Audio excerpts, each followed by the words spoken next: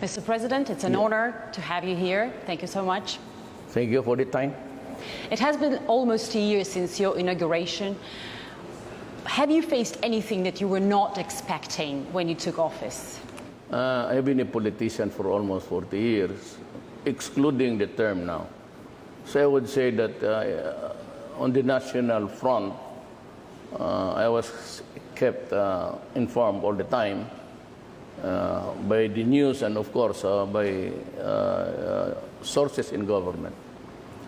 Expected, but I never realized the magnitude of the contamination of the Filipinos insofar as drugs are concerned. When I became president and everything was available to me for information, I was almost appalled to know that we have reached the millions of contaminated. So when I was mayor, I said,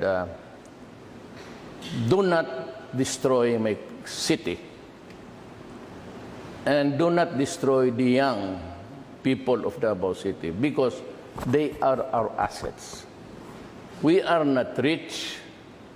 Most of us are poor, and we depend on our sons and daughters to feed us when we get we do not have we are not the rich people. We do not have any housing here for few in between, and we need our children to buy the medicines, pay the hospitals, pay our burial, and do not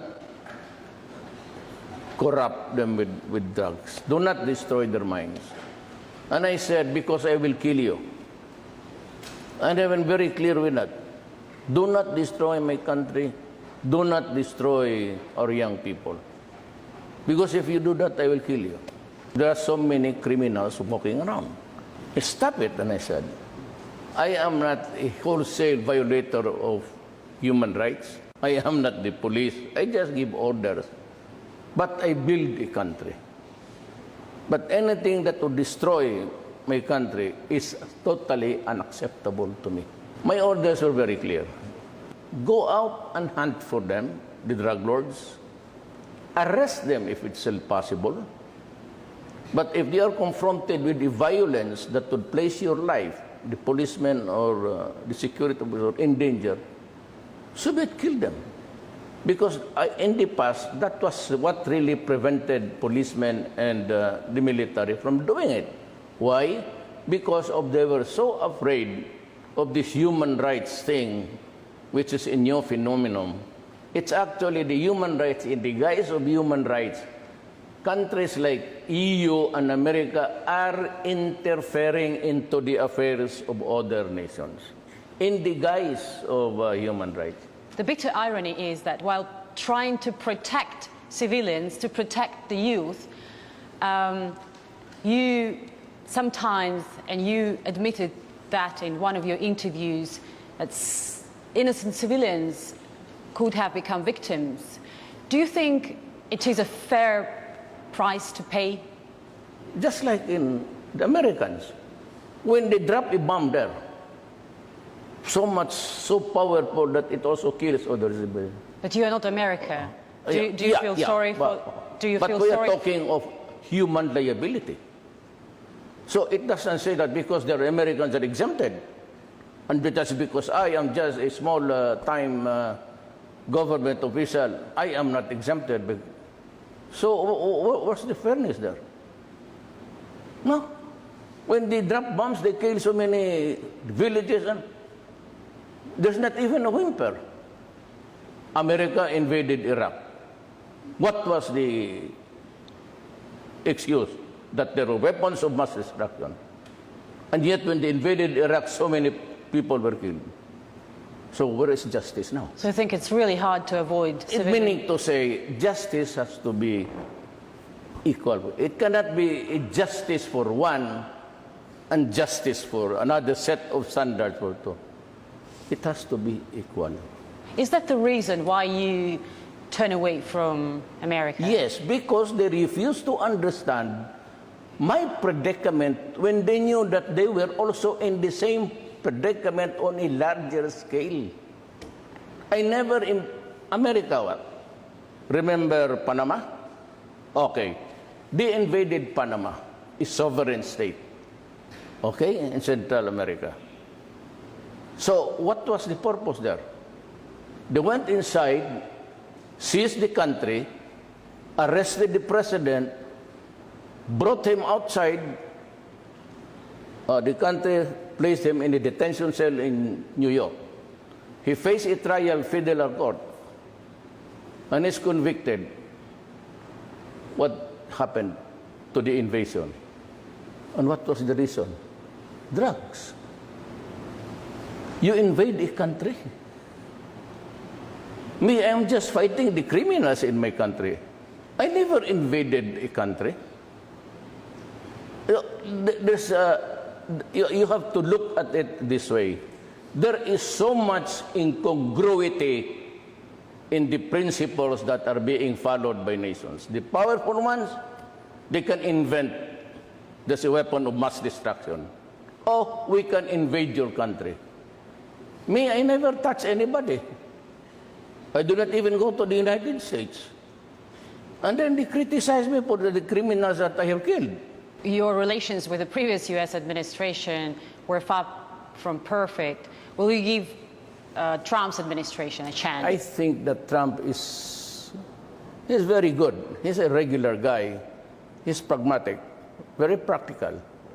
The previous administration was a source of irritation and source of so many conflicts, not really in terms of war, but in terms of relationships. The other administration destroyed all of this, the goodwill and even relationships with Russia and relationships with the Philippines. And it's not an easy job to be just, when there's a new guy in town, you just say everything is forgotten. They have the Congress that is not in full accord with the U.S. president. And they're still fighting right now, threatening even to impeach President Trump. America is a hard act to follow. Sometimes you are in good terms. For example, Trump, he says that he agrees with me. And he thinks that I'm doing it the right way.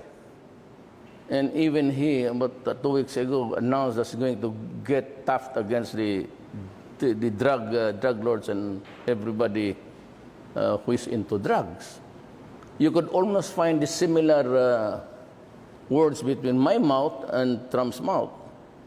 But you know, those things that we ordered and those things that we expect to be delivered is being hampered because it is equally, the powers of the president is subject also to the checks and balances of Congress. And sometimes he is paralyzed. He himself now even finds himself maybe not really in big trouble, but in trouble. I have nothing against America. We're perfectly all right. Trump is my friend. But my foreign policy has shifted from what of that pro-Western. I now have this working alliance with China, and I hope to establish a good working relations with Russia. Why? Because Western world, EU and everything, they have this double talk. We will survive, we will endure, we can go hungry. But this time, I want my country treated with dignity. So you once said that you don't want America in your country. So you were serious. Yes, I said no. I said American troops. That one day during my term, if I survive the CIA, oh no. If I survive the CIA, I have stayed 5 years. You talk a lot about assassination. Do you really expect that to happen? They do it. Does it surprise you? Are you worried? They can Are you topple afraid of the your man. life? They can even pluck a president out of his country and force him to face trial in another country. What should happen so that it improves? Are you waiting for an apology? Let's say, will it work? No. That's not. I don't want that thing to happen. So what may help? It's enough that I respect Trump. He's a friend, and he is welcome to come here on November. But if I'm talking about arms, if I'm talking about mutual defense regarding ISIS, I'd rather, in my preliminary talks with President Putin, I got a favorable response. I hope we can convert it to something substantial. Because it is only Russia and China who can be relied with their words. America is double talk. The left hand does not know what the right hand is doing.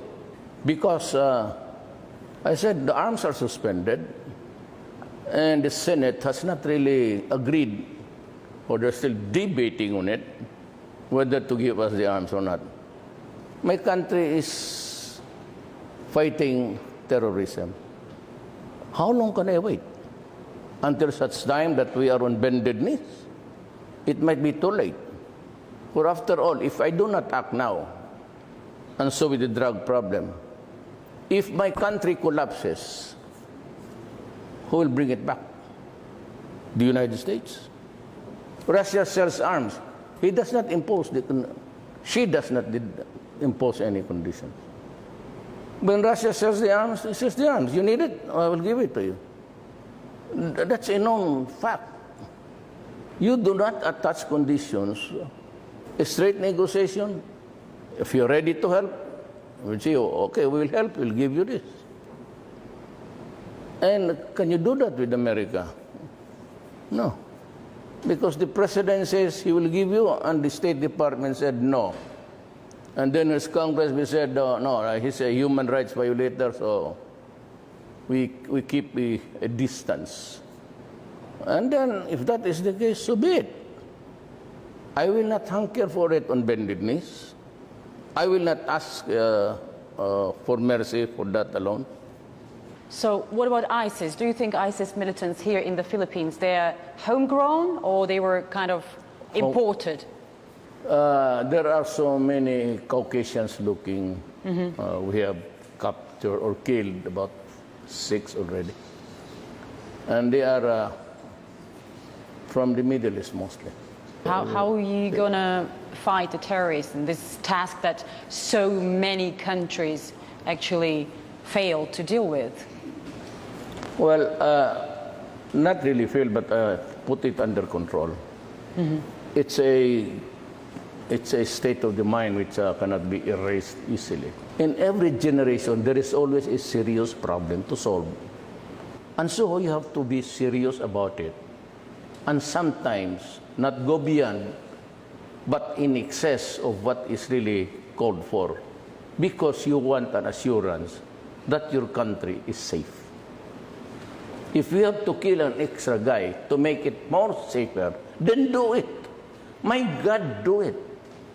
And if they put 100 more killed and 100 more safer, if you are a leader and you don't know how to solve it, you must be, you do not deserve, I should not be serving.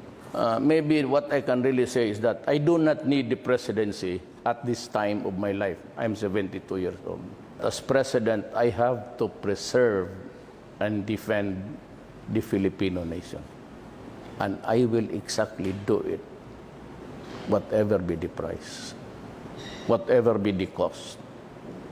It's my solemn duty to see to it that my country is really what it should be, a peaceful and comfortable place to live in.